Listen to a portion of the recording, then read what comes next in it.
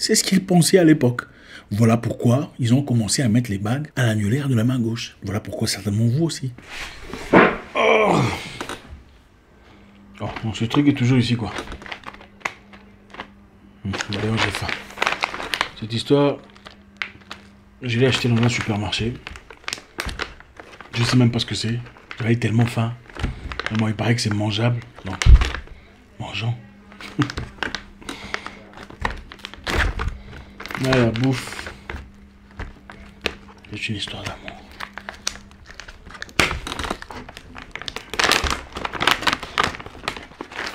Ça a l'air bon, croustillant. Espérons que je ne serai pas déçu.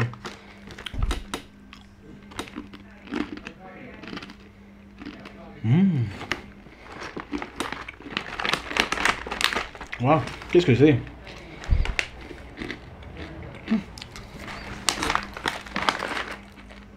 Snack Dash.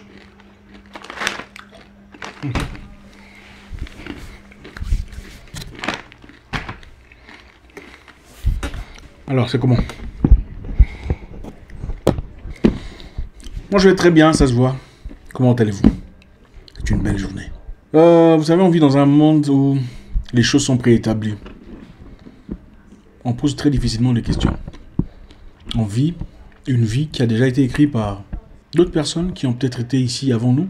Et on trouve ça tout à fait normal. On ne pose jamais les questions. Qu'est-ce qui est normal et qu'est-ce qui ne l'est pas?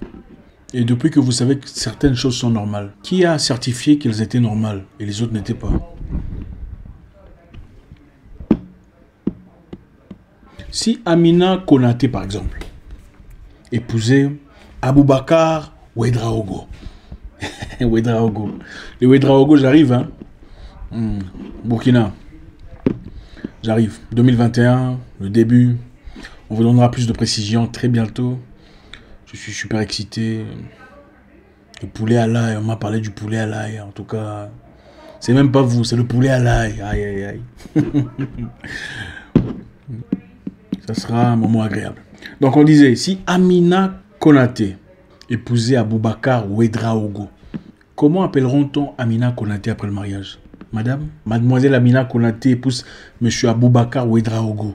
Comment appelleront-on Madame Amina après son mariage? Amina Ouedraogo. D'accord. Et si Patricia Moussavou, une jeune célibataire, épousait monsieur Patrick Diawara. Patricia Moussavou, célibataire, épouse monsieur Patrick Diawara. On appellerait alors, après le mariage, madame Patricia Diawara, n'est-ce pas? D'accord. Très intéressant. Mais pourquoi? Elle prend le nom de son mari après le mariage. Merveilleux. Et on aime ça, c'est très bien. Je sais que beaucoup ici n'attendent que ça, hein, l'opportunité de pouvoir devenir madame, je sais pas qui. C'est un peu comme le certificat de mariage. Mais pourquoi? Pourquoi comptez-vous abandonner le nom de votre père pour adopter le nom de votre mari, votre futur mari? D'abord, pourquoi ça se fait comme ça? Parce que l'homme et la femme deviennent une seule chair, ou la femme s'attache à la famille de l'homme. Pourquoi? Qui a commencé cette histoire? Parce que la femme doit être soumise à l'homme. J'ai demandé à une personne, une amie chrétienne, elle me dira, parce que la femme doit être soumise à l'homme, et quand la femme épouse l'homme, ils deviennent une seule chair, et la femme prend le nom de son mari. C'est très bien à savoir. Mais Marie, la maman de Jésus, elle était la femme de Joseph, non? Elle s'appelait Marie comment? Marie-Joseph. Non. Les femmes d'Abraham dans la Bible, Ibrahim alayhi salam, s'appelait comment? Sarah et Agar. S'appelait Sarah Abraham et Agar Abraham? Non. Les femmes de Jacob, Léa et l'autre, s'appelait quoi? Léa et Jacob? Non. La femme de Isaac, s'appelait quoi? Rebecca, Isaac? Non. S'appelait Rebecca. Donc ça n'a rien à voir avec ça. Ça n'a absolument rien à voir avec la soumission de la femme pour son mari. Alors ça vient d'où? Quand est-ce que la femme est devenue obligée, on doit le dire, on doit quand même le dire, ou presque, même si on ne le dit pas vraiment, en rapport avec la loi et toute sa légalité, de prendre le nom de son mari?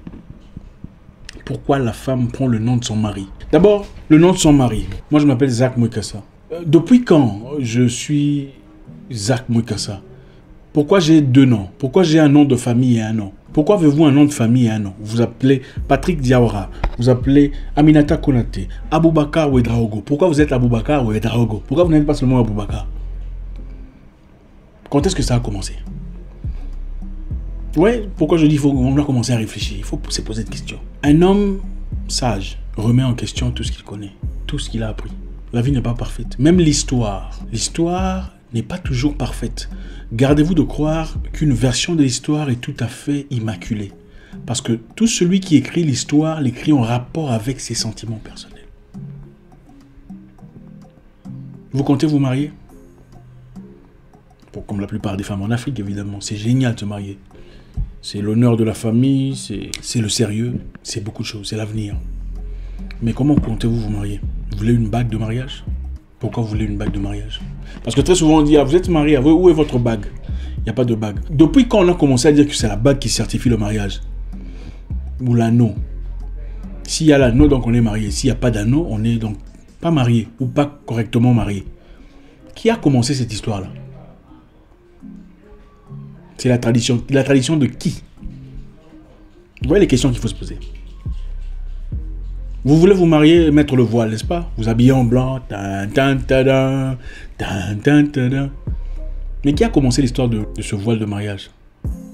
Qui a commencé l'histoire du voile de mariage? Qui a dit qu'il fallait nécessairement mettre un voile en blanc pour être marié à une personne? On va rentrer en arrière et ensemble réfléchir. Dans un périple de réflexion emphatique. Moïse dans la Bible, il s'appelait comment? Moïse qui? Moïse qui? Moïse. Moussa. Mais Moïse qui? Ok. Avant l'an 1066, il n'y avait pas de record de nom de famille enregistré nulle part.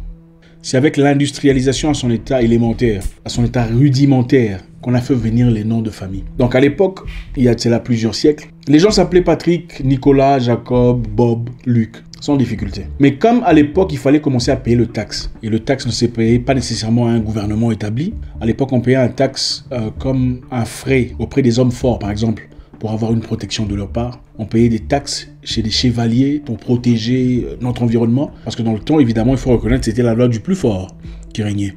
Si je suis fort, je te bats, je te tue, je prends ton épouse, je vais avec. Je suis fort, j'aime ton troupeau, je te décapite, je prends tes histoires et je pars. Et comme les gens avaient besoin de protection, il fallait commencer à engager des éléments forts pour défendre notre cause. Et il n'y avait pas nécessairement de gouvernement. Il y avait des gens indépendants, comme des agents de sécurité aujourd'hui, par exemple.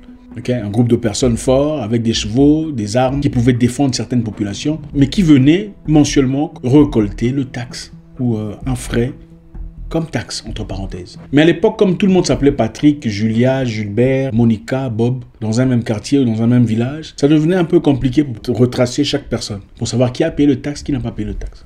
Bob a payé le taxe, mais quel Bob? Lequel? Il fallait trouver un moyen qui fonctionne pour tracer tout le monde. Donc l'élément propulseur ou catapulteur de cette histoire du besoin essentiel d'avoir deux noms ou d'avoir un nom de famille comme on l'appelle aujourd'hui, c'était d'abord de pouvoir traquer tout le monde avec précision. Et quand on parle de Patrick, de Joseph, de Patricia et tout le bazar, vous comprenez clairement qu'on parle d'Europe. Parce que ces noms ne figuraient pas dans les populations africaines avant le moment que vous connaissez. Mais nous allons y arriver. Donc l'objectif principal était d'abord économique.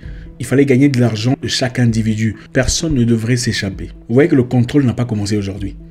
Donc il fallait identifier chaque personne, malgré son prénom, avec un nom bien précis qui le sépare de tout le monde. Et au départ, on a commencé par donner le nom de famille en rapport avec l'activité de la personne. Voilà pourquoi vous verrez en France, par exemple, les Boucher, Patrick Boucher, Léonard Boulanger. Parce que Boucher, Patrick Boucher, le Patrick Boucher que vous rencontrez aujourd'hui est un descendant d'un boucher. Léonard Boulanger est clairement descendant d'un boulanger de l'époque. En Allemagne, par exemple, vous verrez Michael Schumacher ou Schumacher. Schumacher, c'est un créateur de chaussures ou un cordonnier. Michael Schumacher est un descendant d'un cordonnier. Ce n'est pas par hasard. En Angleterre, par exemple, vous verrez les James Cooper, descendant d'un monsieur qui travaille le fer. Nicholas Potter. Potter, c'est un potier, un créateur de vases. Ce n'est pas par hasard. On pouvait aussi donner un nom de famille à quelqu'un en rapport avec le prénom de son père, comme les Williamson. Williamson, c'est fils de William. Donc, on voit une personne aujourd'hui qui s'appelle Jonathan Williamson. Il a eu un aïeux qui s'appelait William. Les Peterson, par exemple. Peterson, ça veut dire fils de Peter.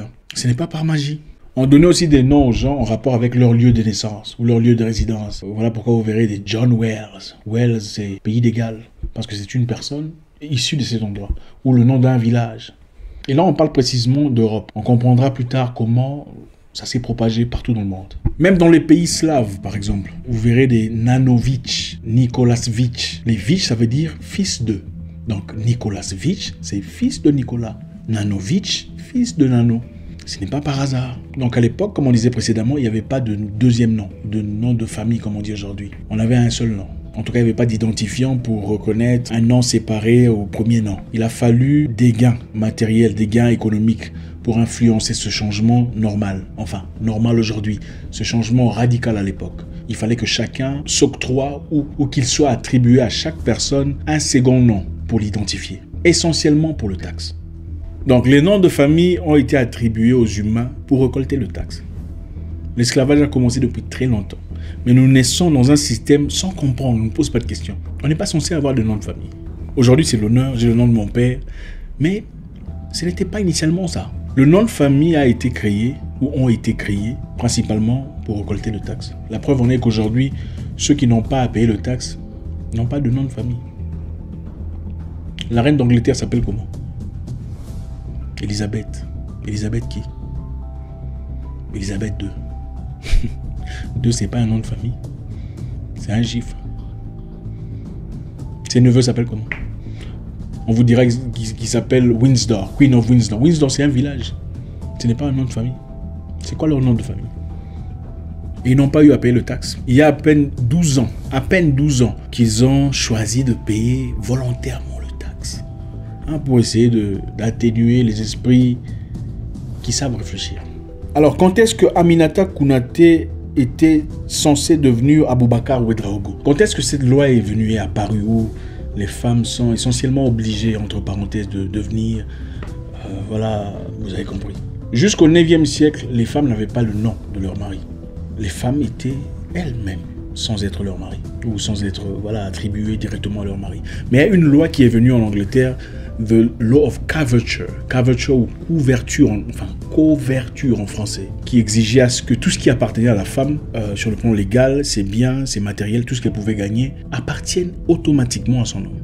Donc la femme et l'homme devenaient une seule personne. Mais en réalité, la femme disparaissait, c'est l'homme qui restait. La personne visuelle, la personne visible. Parce que la femme, désormais, pouvait se cacher derrière son mari. Mais elle n'avait pas le droit de faire quoi que ce soit en solo, sans l'accord de son mari. Elle ne pouvait pas faire de contrat, elle ne pouvait pas se lancer dans quoi que ce soit comme activité, sans l'accord de son mari. The Law of Coverture. C'est à partir de là que chaque femme était obligée, entre parenthèses, d'avoir comme nom, donc à part son prénom, le nom de son mari. Ce n'était donc pas par amour. Ce n'était pas par amour. C'était parce que, bon, voilà, désormais, je t'aime, tu deviendras ma propriété. Et je t'appellerai Patricia Moussavou. Bon, Patricia Peterson, Ivanovic. Ça, c'était pas notre culture. Et je ne suis pas en train de vous dire qu'il faut rejeter les noms de vos maris. C'est pas ce que je dis. Mais il est important de rentrer dans l'histoire pour comprendre. Vous savez, en psychologie, on parle de la dissonance cognitive. La dissonance cognitive, c'est quand vous avez deux informations qui se contredisent à fond. On aime tous être Patricia Moussavou, quand on est marié à Moussavou. Mais quand on nous présente une information telle que celle-ci, il y a deux effets. Soit on la prend, ok, d'accord, c'est une bonne information, soit on la rejette. On l'appelle le run or fight. C'est-à-dire, ton esprit est obligé de combattre, de lutter pour un concept pour lequel tu as toujours lutté toute ta vie. Si quelqu'un d'étranger essaie de d'ébranler un concept sur lequel est fondée votre identité, mentalement, vous faites tout pour rejeter l'idée. Rentrons dans l'histoire. Donc avant le 9e siècle, il n'y avait pas de femmes qui avaient le nom de leur mari. Le nom leur a été attribué pour spécifier à qui appartenait cette femme. C'est la triste réalité. Donc pour rentrer en arrière un peu, les hommes prenaient le nom de famille en rapport avec le nom de leur père, Williamson ou Peterson, leur activité de travail, leur occupation, donc bijoutier, boulanger, braconnier, bref, ou leur lieu de résidence, Windsor, Manchester, New York. Même en Afrique, les gens n'avaient pas nécessairement le nom de leur père. Si vous regardez dans certains endroits, vous verrez très clairement que les gens avaient des noms. Chacun avait son nom. Il y a des tribus ici, vous voyez, les gens n'ont pas vraiment le nom de leur père. Et aujourd'hui, beaucoup de gens s'efforcent d'effacer leur nom pour y ajouter le nom de leur père. pour faire un peu sexy et propre. C'est ça la culture. Moi, quand je suis né, je n'ai pas eu le nom de mon père. C'est moi qui ai forcé le nom de mon père. Donc, il a fallu structurer ces choses telles que nous le voyons aujourd'hui. Avec la colonisation, évidemment, il fallait répertorier chaque correctement en rapport avec leur préparation pour savoir isoler chaque personne. Donc, il fallait désormais adopter un nom et un prénom. Voilà pourquoi vous vous appelez Patrick. D'ailleurs, vous ne devriez pas vous appeler Patrick et moi, pas Zach. Oui. Voilà pourquoi vous appelez Michaela ou Rita, Noëlla. Ce ne sont pas vos noms. Nous parlons d'histoire. Pas d'émotion, on va continuer. Pour savoir où on va, il faut savoir d'où on vient. Alors, vous allez vous marier très bientôt. Vous attendez votre voile de mariage. Alors, l'histoire de voile, qu'est-ce qui s'est passé avec ça? Quand est-ce qu'on a commencé à adopter le voile? Quand est-ce que le voile est devenu symbole du grandiose mariage? Pour parler seulement de la Grèce, parce qu'il y a des histoires de chaque côté du monde. On ne risque pas de plonger là-dessus, sinon ça nous prendra beaucoup trop de temps. Les Grecs, par exemple, croyaient qu'il fallait mettre le voile pour se marier. La femme devrait mettre le voile pour se marier, pour se protéger des esprits maléfiques pendant sa célébration de mariage. Donc le voile était comme un bouclier, une cuirasse, pour protéger son foyer contre les esprits maléfiques. Il fallait mettre un voile et aller se marier. Mais beaucoup ont copié. Beaucoup ont copié. Et pendant leur célébration à l'époque, les gens pensaient tellement que le voile était doté d'une puissance extraordinaire que des jeunes femmes venaient subtilement couper une partie du voile pour emmener à la maison, en guise de bonne chance. C'est à partir de là qu'a commencé la tradition de jeter des bouquets de fleurs en arrière. Donc, jeter le bouquet de fleurs était représentatif de la chance qu'avait la femme mariée. Et toute personne qui attraperait ce bouquet de fleurs aurait transféré dans sa vie cette chance qu'avait la femme mariée. Et ça, c'était pour contrer le fait que la plupart des gens venaient couper un morceau d'étoffe du voile de la femme pour gagner une certaine bénédiction ou une certaine protection. Mais aujourd'hui, c'est devenu une tradition. À la fin de chaque mariage, on jette le bouquet sans comprendre pourquoi on le fait. Les Grecs l'ont commencé pour se prémunir de ces personnes qui coupaient le voile qui était censé être protecteur contre les esprits méchants. Et la bague, l'anneau. Tout le monde veut une bague en diamant. Une belle bague pour symboliser. Aujourd'hui, quand on se marie, qu'est-ce qui se passe? On prend des photos comme ça. C'est comme si le mariage était ici. Moi, ça me dépasse. Ça me dépasse. Voilà pourquoi les mariages échouent comme jamais auparavant. Parce que tout le monde attend ce moment-là où il fera ça. Pour prendre une photo. En fait, c'est pour... L'objectif, c'est montrer le doigt. Je suis prise. Et beaucoup de personnes, au lieu de se préparer pour la vie après le mariage, se préparent, font tout ce qu'ils peuvent, investissent leur temps, leur capacité, leur intelligence jusqu'au jour de mariage. Donc tout se fait pour la célébration du mariage, la fête, l'image qu'on renvoie, les habits qu'on met, la voiture dans laquelle on vient. Mais après le mariage, ça devient très compliqué. Qui a commencé cette idée de bague à gauche pour le mariage? Vous êtes-vous déjà posé la question d'abord? Les historiens nous disent que les Égyptiens avaient déjà des bagues, enfin des bagues en papyrus pour symboliser leur union de mariage. On dit aussi que ce sont les Romains sous l'influence des Grecs qui ont commencé des bagues en fer, c'est-à-dire bagues en fer ou en cuivre, et cela dépendait du niveau social de chaque individu. Donc pour une personne hautement classée en société, il offrait une bague, une grosse bague, en cuivre ou en métal à une femme pour symboliser son amour. Le premier événement de bague en diamant enregistré d'après certaines versions de l'histoire a été en 1477 par le roi Maximilien de l'Allemagne, après qu'il ait proposé à Marie de Burgondie. Et pour symboliser son amour de grandeur, de majesté et de royauté, il a présenté une bague en diamant. Et ça, ce n'était pas à la portée de tout le monde. Alors, l'esprit de bague de fiançailles, bague en diamant, ou voilà, pour ouvrir la porte à l'amour, à la probabilité d'un mariage. Excusez-moi. Les bagues en diamant de fiançailles et de mariage, que beaucoup adorent, idolâtrent aujourd'hui, surtout en Europe. Je sais que le diamant, vraiment adulé en Europe, hein. Pas autant en Afrique, parce que dans beaucoup d'endroits en Afrique, on préfère les bagues en or. Les bagues en diamant ont commencé quand? Les bagues en diamant ont commencé en 1888 avec De Beers. De Beers est une Fortune 500, une multinationale basée à Anvers, je crois, exploitatrice de mines créée par Cecil Rhodes, un génocidaire en Afrique du Sud, un Européen génocidaire en Afrique du Sud, qui a d'ailleurs créé cette citation que vous entendez très souvent en anglais, Diamond is forever. C'est De Beers de Cecil Rhodes qui a fabriqué cette histoire-là. Diamond is forever. Diamond is not forever. It's forever sur quoi? Donc le diamant est pour toujours, existera pour toujours. On a créé dans chacun de nous ce sentiment, le besoin de s'acheter du diamant pour certifier son mariage. Et pour eux, c'était pour des raisons économiques. C'était pleinement économique. C'était simplement pour faire un maximum d'argent.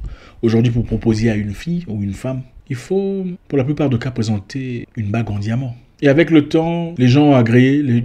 Et là, on parle de bague en diamant spécifiquement. Donc, il faudrait comprendre d'où on vient pour savoir où on part. Rien n'est là par hasard. Comme je vous le disais précédemment, vous prenez un adulte par exemple, vous le jetez dans une maison où papa est homme, maman est homme. Il aura du mal à évoluer parce que ce n'est pas ce qu'il a connu. Mais prenez un enfant tout petit que vous adoptez ou que vous laissez adopter par un couple où papa est homme, maman est homme. Si l'enfant a été adopté trop petit, il ne remettra jamais en question cette union ou cette configuration parce que ce sera tout ce qu'il aura connu. Aujourd'hui, on vit dans un monde où on fait beaucoup de choses qu'on trouve normales sans vraiment remettre en question ou poser des questions pertinentes et révélatrices. Encore une fois, ce n'est pas pour vous empêcher de porter vos bagues ou vos anneaux en diamant, tout ça. Je sais que c'est devenu une question de style. D'ailleurs, aujourd'hui, malgré ce message, si vous vous mariez, vous allez quand même offrir une bague. Ça, c'est clair, on le sait. Si vous êtes déjà marié, vous avez votre bague, qui d'ailleurs représente une possession. Parce que chez les Grecs, la bague qu'on donnait à la femme signifiait, ça c'est ma possession. Parce que sur les bagues était ancré le nom du mari. Si on vous le dit aujourd'hui, est-ce que vous jetterez votre bague, votre anneau? Non. Aujourd'hui, on vous dit la bague symbolise l'infini. Qui a commencé l'histoire de l'infini? Il faut faire des recherches là-dessus. C'est une politique commerciale, comme Diamond is Forever. L'objectif, c'est de nous faire comprendre, votre amour pour votre bien-aimé ne peut pas être symbolisé par des éléments physiques, par une bague ou un truc en diamant. Une personne qui vous aime véritablement n'a pas besoin de bague pour vraiment vous aimer. Celle qui ne vous aime pas, malgré la bague, ne vous aimera pas. Ça ne change rien du tout. Et ce n'est pas pour décourager les hommes à le faire, c'est pour nous faire comprendre. On doit remettre en question tout ce qu'on connaît. C'est important.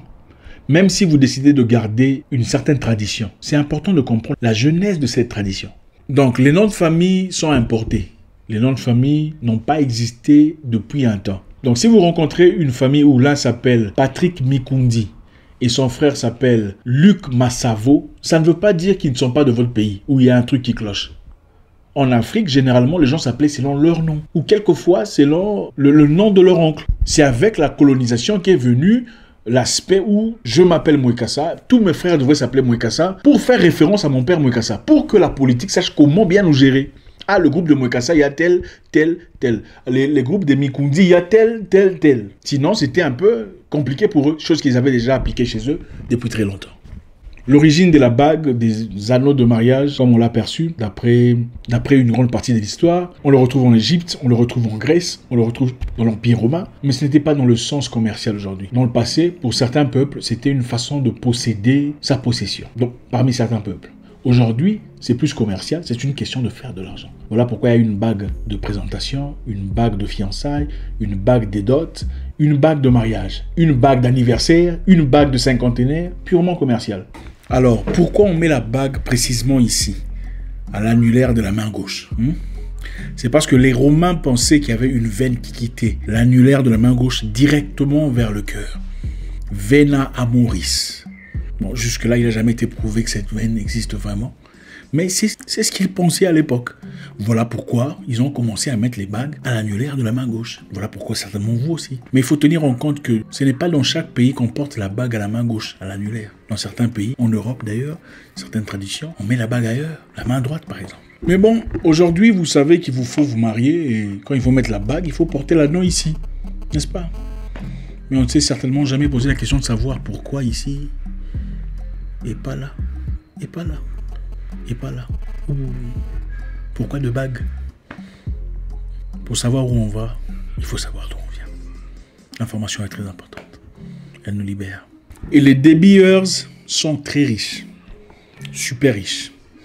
Parce que chacune d'entre vous veut une bague venant de chez eux. Et je ne vous décourage pas de ne pas acheter de bague. Ah, il faut acheter si ça vous fait plaisir. C'est juste l'information. Diamond is forever. Tout le monde a compris que voilà, pour exister, pour valider notre amour, il faut acheter une bague venant des billets, quoi. Non, mais ces gens sont des maîtres. Ancrés dans notre psychologie. Même à l'église, on nous exige. L'histoire nous libère. Encore une fois, je ne vous demande pas d'arrêter de porter vos bagues. Je donne seulement l'information. Et quand vous êtes censé marier, remarquez vos amis vous demander « Ah, montre-moi la bague ». C'est pas parce qu'ils sont amoureux de ce que vous êtes. C'est parce qu'ils veulent voir la valeur de votre bague. Qu'est-ce que le monsieur a dépensé pour vous? Tout est commercial. C'est comme la Noël, comme Black Friday. Il faut comprendre la profondeur de l'histoire. Et généralement, comme la spiritualité souvent va en accord avec la politique. Dans beaucoup de cas, quand la politique agrée, la spiritualité ou les religions agréent. Merci encore infiniment. J'espère qu'on a appris quelque chose aujourd'hui. C'est toujours un réel plaisir d'échanger avec vous. L'histoire est tellement grande, je ne pourrais malheureusement pas tout condenser dans cette vidéo. Il y a tellement d'éléments, tellement de références. J'ai essayé de tirer ici et là, un peu ici, un peu là, sans donner des précisions, sinon ça nous prendra 2 heures, si pas 4. Laissez un commentaire, partageons, avançons, construisons-nous mutuellement, comprenons d'où nous venons pour comprendre où on va. Nous sommes l'armée de demain, les représentants de l'Afrique, c'est nous. J'espère vous parler encore très bientôt dans une nouvelle vidéo. Au revoir.